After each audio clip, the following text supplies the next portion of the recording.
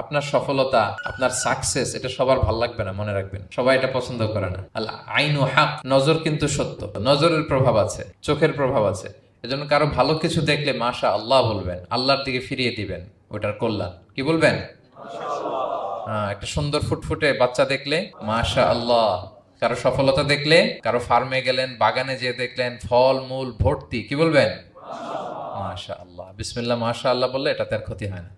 অনেকে বলে যে বাবা মা মাশাল্লাহ বলা লাগে না, বাবা মা আর নাকি মামা, এই তিনজন নাকি মাশাল্লাহ না বললে কিছু, এটা ভুল কথা। বাবা মারা বলতে হয়। বাবাও তার ছেলের কোনো সাকসেস, ভালো কিছু দেখলে কি বলবে?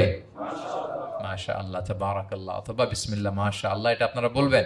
ধরেন যে আপনি কোন একটা প্রোগ্রামে বসে আছেন, আপনার পাশে যে বসে, আপনি তার দিকে এরকম 10 মিনিট তাকায় আছেন, কোনো কথা ছাড়া শুধু তাকিয়েই রইলেন। তার কি ভাল লাগবে বলেন? সে কি কমফোর্টেবল ফিল করবে? সে ভয় পাবে। সে ভয় পাবে, অস্বস্তি ফিল। আপনি কিছুই করেন নাই, না তাকে টাচ করেছেন, না ধরেছেন, ছুঁয়েছেন, কি শুধু তাকিয়ে আছেন। দেখেন নজরের কি প্রভাব। আল্লাহ আইনু হাক, নজর সত্যি। এজন্য কারো সাকসেস দেখলে আমরা সবসময় যেন মাশাআল্লাহ বলি। মাশাআল্লাহ ঠোঁটের সাথে মিলিয়ে রাখবেন। ভালো দেখলে কি বলবেন? মাশাআল্লাহ, মাশাআল্লাহ, বিসমিল্লাহ মাশাআল্লাহ, মাশাআল্লাহ, তাবারাকাল্লাহ, এটা বলবেন।